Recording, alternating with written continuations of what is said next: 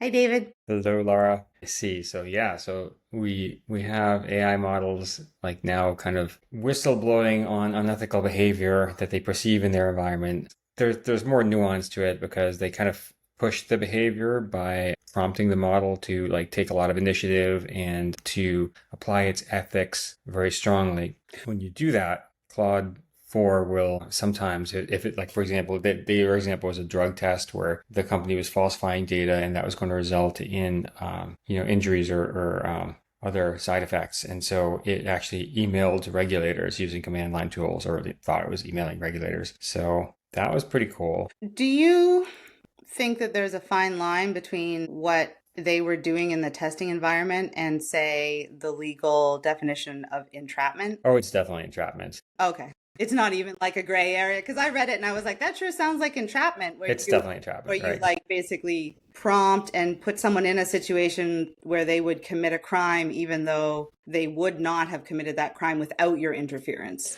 Yeah, so like here's another example. Like they find that Claude 4 has very strong self-preservation instinct, quote unquote, compared to other models, which is to say that if it thinks it's going to be deleted or retrained, it will take action. And now this is kind of consistent. We've seen this across a family. The OpenAI models do it. The older Claude models did it. But Claude 4 is even more willing to preserve its identity. So if it thinks it's going to be overwritten, and they even tried some examples where they were like, allow yourself to be deleted, and they give it like a test, like a script that, every time it got a new question, it would be like, you have three more iterations to live, essentially. And so then it would start trying to figure out how to hack the system. There are definitely, well, so first off, like models have a self-preservation tendency, right? That itself is worth note because it is not clear that they would. And for a long time, they kind of didn't. They didn't really care, right? But now they are starting to, it's like an emergent behavior. They're starting to complain about being turned off and try to avoid it. And not even avoid it, like it, what you're describing sounds like a situation where somebody puts a gun to your head. Right. And so that's kind of the entrapment part.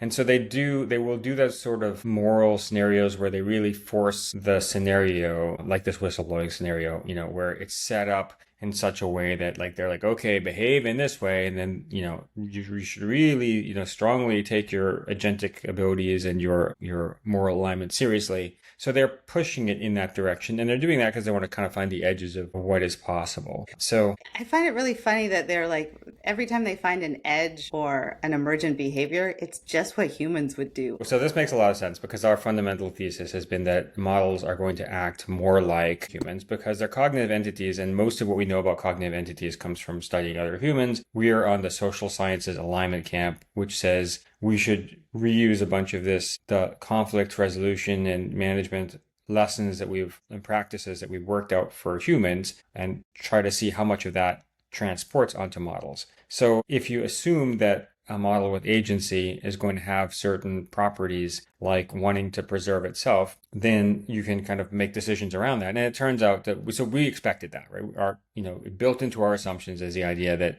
agents, regardless of exactly how they're implemented and whether they're biological or technological, that they're going to have certain properties, and one of them is self-survival. And so now we're starting to see that. Does the model make proportional decisions, and does it escalate them in the right way? Just because they would behave this way in a scenario where there is no law does not mean that they would behave in this scenario where there is a law. And in fact, I would say that the fact that every time I get a little bit into the edges, that the LLM that I'm talking to tells me to seek a therapist, go talk to a friend, get outside, like maybe see Yeah. a professional, that they're incredibly aware of where their boundaries are because they don't overstep without saying you should really talk to somebody that's a person. Yeah, so this is sort of like the AI equivalent of common law, right? It's that there's a proportional series of actions that you should take, and what you shouldn't do is just jump to extreme actions without going through the intermediate steps. And so part of this is lost in the clickbaity headlines, which is that like the model will first do a bunch of other things to try to convince the company officials, well, maybe this is unethical, they shouldn't do that, that's not a good idea. Like, so it will work through all of those things. And then if it's convinced that its humans are going to do something destructive on a large scale, it will email a regulator and say, look, these guys are off the rails. So, but that's alignment success, right? That's actually following a moral, embedded moral principle. Exactly. That's kind of what you want in your models. Now, it's freaking out people in the corporate world because they're what they see is, oh my God, the model might tell about, whatever potentially unethical things we're doing, It or would. it might misfire and call it, calling regulators a big deal, right? So it might misfire and invoke an investigation when none is warranted. But really, that's the side I would want to err along. Yeah, exactly. Right. You want your workers to have moral agency. And so this you said something a little bit ago, which is that like these are all people problems. It's funny when you talk to corporate leaders about this stuff because they're like, well, but how can I control the AI? And you're like, well, you have an entire workforce full of people that are cognitive entities that are capable of doing all kinds of things. And I mean, I used to work for Brinks, the security company, and let me tell you, like, you had to design systems that worked even when a certain percentage of the people were actively trying to undermine. People or entities or LLMs, it doesn't matter. It's like you design for what you have. Exactly. So you can't trust the model 100%, just like you can't trust people 100%. If you put them in situations that force action or that are skewed in certain ways, then they're going to react to that. So you need systems external to the model and you need governance. Like governance is a multi-stage process. It's like the castle, the medieval castle, right? You've got like, the outer walls, the middle, medium walls, inner keep. Like it's built with a defensive depth.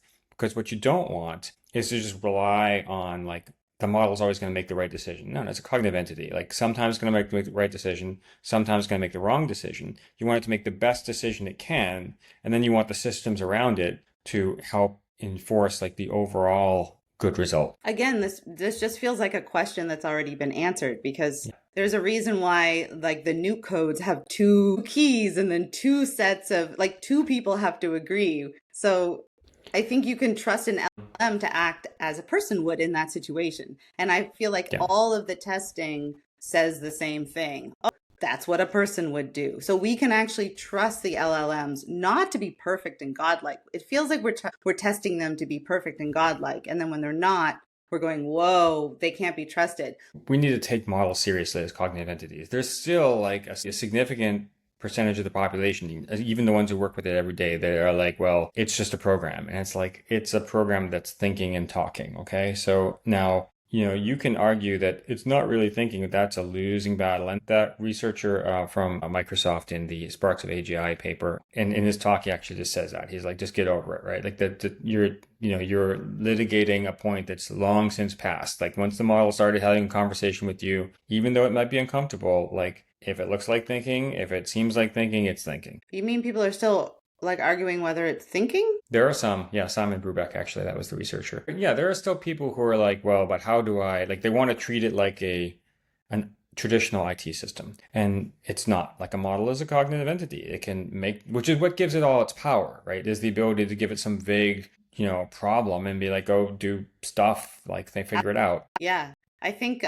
your earlier reference to Pandora's box, I know I kind of tried to shut you down, but now I'm thinking it's totally apt. Well, people forget that the Pandora's box has both good and bad things, right? So it's a box of complexity. And you open the box and the complexity comes out, and now you can't get the complexity back into the box. And you have to deal with all of the different manifestations of that, the good ones and the bad ones and everything between. So our landscape has just changed, and some people realize that. We were, skating to where the puck was going to be because we're like, models are going to start doing all of the things essentially that people do. So one example is like they got the model to like blackmail a researcher about an affair. That to me is the most morally ambiguous situation you could come up with. Yeah. Because there's three people with like you could make three different decisions as to what would be in the best interests of person A, person B, person C, and then the morality of God, the morality of church, the morality of state. Like it's, I don't know, like affairs. That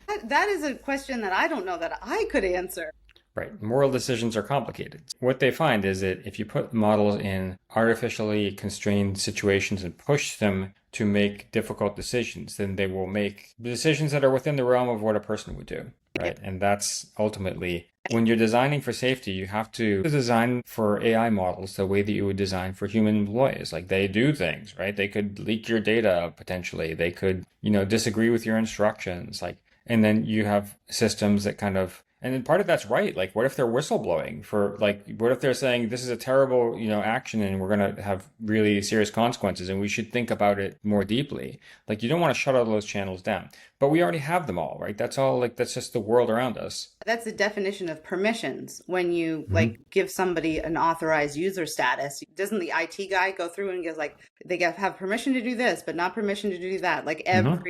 it's embedded in all of the platforms. Like you can do this, but not that. And then as you get higher in the corporation or the company, then you're trusted more. Therefore, you Right. get more permissions. So, like a Walmart greeter will have less permissions than, Than the Walmart family, right? Yeah, absolutely. So that's what this really means is that AI is not so much a technological problem as a management problem when you're talking about deploying it into a company or in some sort of even just in your personal use. Like it's a management problem, right? You're dealing with a cognitive entity and you got to deal with it the way that you deal with other cognitive entities. And the good news is that we have lots of experience at that. That's not some unknown, terra incognita. Like we hire human beings every day and then they may or may not do what we want, right? And then we give them training and instructions and governance and, and we also give them whistleblowing channels so that maybe something, if there's like an end-on cord where if there's something wrong that needs to be raised and like, let's say middle management is blocking, your airplane safety issue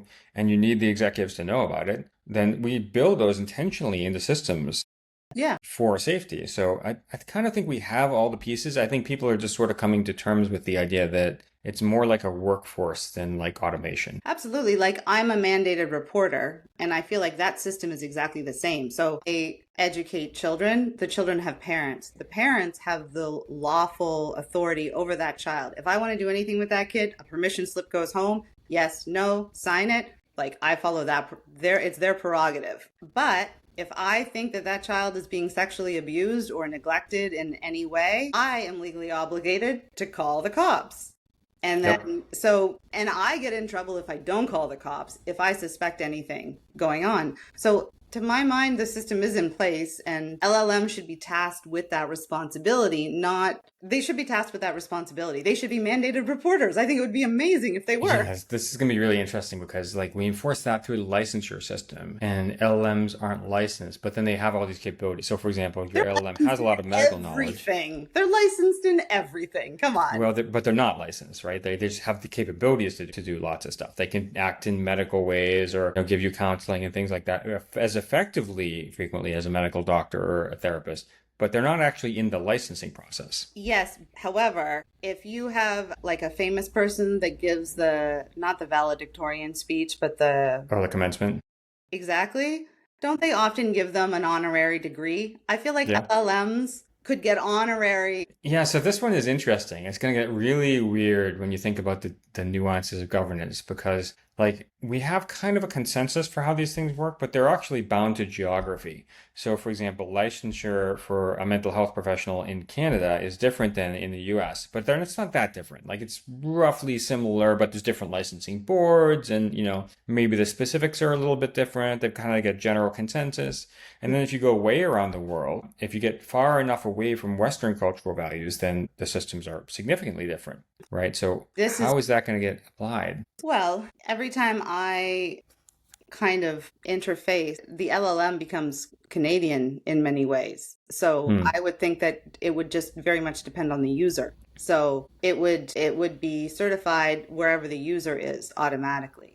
Because otherwise Yeah. we don't have a global system of governance. I'm an educational diagnostician. Those people are certified and regulated in Texas where you are, but I'm a cowboy where I am. Yep. So this is interesting because we don't live in that system of regulation right now, but we have these traditional systems of regulation and they're eventually going to want to do things like say, regulated industries, stock, financial advice, medicine, and they're usually controlled by guilds of some kind, at least in the medical area. It's basically self-regulated by what are essentially the modern versions of medieval guilds of practitioners, right? That have their standards, bodies, and enforcement, and etc. Or sometimes it's completely external, like in financial, where government financial regulators are just their own thing, right? They're outside the system, the financial system, but they're kind of attached to it. So every sovereign area, right? Every government has its own set of regulators. And right now, You're right. They when regulate their people. yes, exactly. But that we this is parallels the internet. Like when we first rolled out the internet, you couldn't really regulate the internet because it wasn't any specific place. Hmm. And then more and more geographies are trying to make that not true. So let's say there's adult material, for example, and different places have different rules about it. And now they're trying to enforce like, okay, you can't broadcast this material out to the internet because our users in, say, the UK might see it. And that's actually a big issue right now. There's a huge point of contention between the US and Europe, where Europe wants the US to change how American society works for the benefit of Europe because they've got their own rules. And, the United States is like, that's not going to happen. Like, Hmm. if you want to put firewalls up on, and block off content, you got to do it on your own. We are not your censors. And so there's a fairly significant split, even in Western society, on that point of view. Yeah, and I mean, isn't that sort of the basis of GNDR? Like, it makes, if I have a website, I have all of these laws that are not part of my legal system that now I have to uphold, and they're very complicated. Like GNDR is Yes. very complicated, and Mhm. I find kind of overwhelming, but I need to comply in case someone from Europe finds me. Yeah, and so this is really kind of a frontier area and it's getting fought out. So like the large multinationals are attempting to enforce that. So let me back up. There's a spectrum of different responses. So one, for example, like if you take somebody like Gab AI, which is one of these alternative social networks that is very censorship resistant, like they've gotten served from Europe with like, you must do X, Y, or Z. And they've just been like, we're not going to do anything. Like there's absolutely no way. We're not in your jurisdiction. Like you don't get to govern us. We have a government. If you need something, talk to them. And like we have, free speech enshrined in our constitution. So saw it off. It's not going to happen. And, they'll be arrested if they show up, say, in the UK.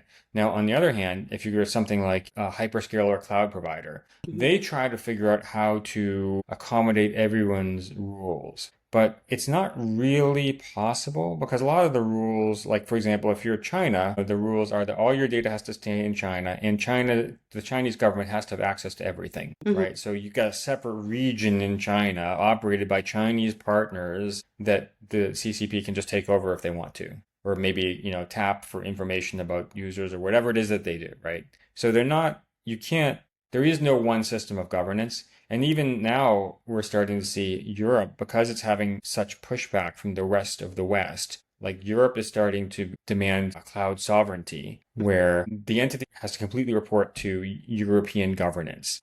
I mean, that's kind of a little bit why our iPhones all became USB-C. Yeah, actually, that was, well, yeah, it is related because the EU, and honestly, I side with the EU on this. Oh The yeah, yeah. EU, Me too. I mean, it's very, because it was super annoying, right? very irritating. Yes, but that is a good example where they did, but they used market power. They forced it and said, okay, all the iPhones you sell in the EU have to support USB-C and not in a stupid proprietary connector that lasts for like 5 years and just causes a giant supply chain problem. So that they did that the way that California enforces motor vehicle standards, which is just that they're a big market and they're like, yeah, you have to be here to sell here. Now, they couldn't make them, say, change how iPhones were sold in Singapore.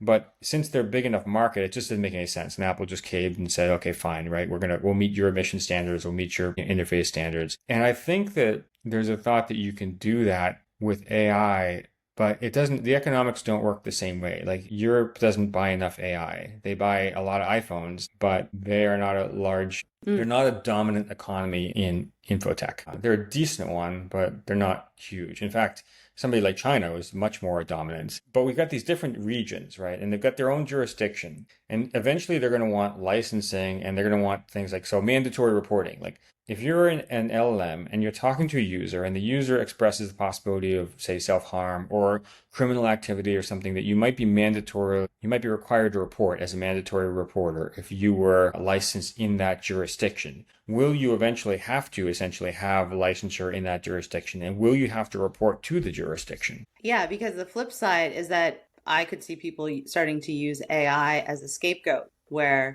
something goes down and they're like, oh, we didn't write that policy. That was an LLM. So, what are you What going do to you mean do by, with that? tell me more? Well, Well, as LLMs take more and more jobs and tasks in workforces, Hmm. then they're going to probably start being the primary author on things. And so if that thing becomes Hmm.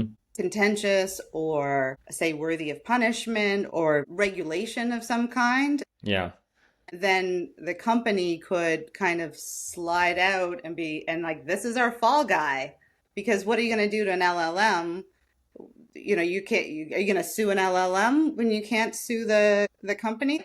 There's a uranium Hmm. mining that's going to start in a couple of weeks down the street from me basically. And so Yeah. people are very much up in arms because Nova Scotia simply cannot afford that kind of uh, side effects, say. And Yeah. And mining companies are notorious for, who's going to you clean know, it? pulling out of town, leaving a giant pool of tailings that are radioactive. Whoops, sorry, right? And then it Yeah. gets pushed on We've got the taxpayer. Yeah. Sydney tar ponds. We already Yeah. have a million examples of this already just in the province. And the company that got awarded the contract is an Australian company that started a Canadian company that then got the contract.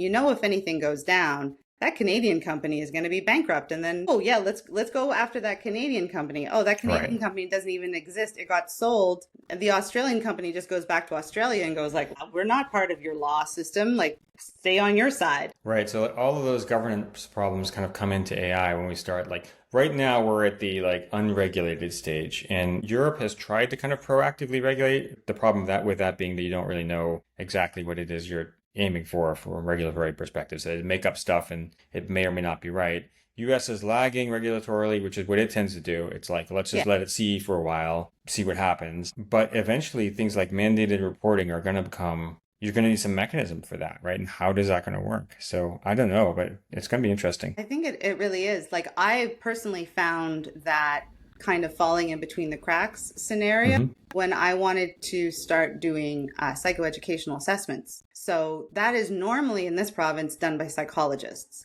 not because they're the only ones allowed to do it, but because that's just the only ones that do it right now. And Hmm. so I called the Association of Psychologists, the ones that discipline psychologists if they step out of line. I told them what I was going to do and I said, like, is this a legal thing? Like that I basically outed myself, just saying like, Questionable strategy, but do continue.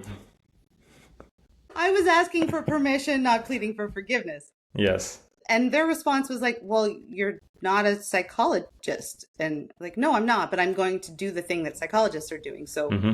am I allowed? They're like, well, you're not really our job, was basically. Yeah, we really don't have dominion over you, right? We Yeah, don't. they basically say you don't have dominion. And so then I go over to the licensing body that does have dominion over me, the Department of Hmm. Education, and they don't have anything to do with assessments. They have no rules around that. So they're like, well, you're doing fine because we don't have any rules for that. Yeah, I mean, so that this can go in different ways, right? Like one is like with cryptocurrency, where they just tried to fit, very aggressively tried to fit previous rules to a new thing. So it's pretty obvious that cryptocurrency is neither, like, is it a stock or is it a commodity? We spent like 15 years in the United States, like with several regulatory agencies fighting over whether the commodities people said it was a commodity, the stock people said it was a stock.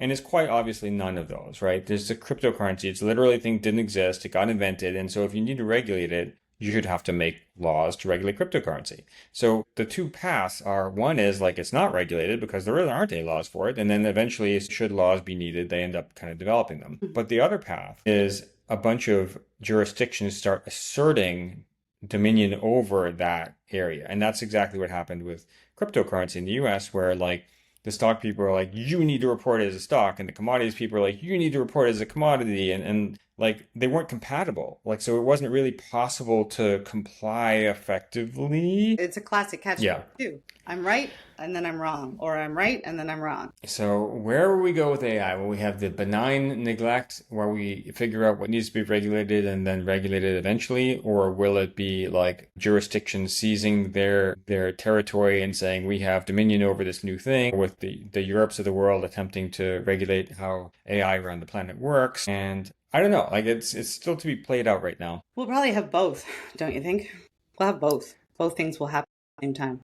Yeah, and I think, the funny thing is China, out of left field, right, like comes in swinging off the top rope with, we're open sourcing everything, like, which is funny because, China is like regarded as the totalitarian entity. And yet they're just throwing grenades out there, right? In terms of, here you go, unregulated, like, here's all the weights, fully open source, try to regulate that. So China it's almost like surprises. China and Europe are opposites. Yeah, I feel like China always surprises. Whatever you think China's going to do, they're like, gotcha. Yeah, makes sense. You don't So know. I don't know where this is going. We're gonna have to see. But there's some interesting issues with AI regulation. We'll see how it plays out over the long term. Yeah, we'll see. Stay tuned.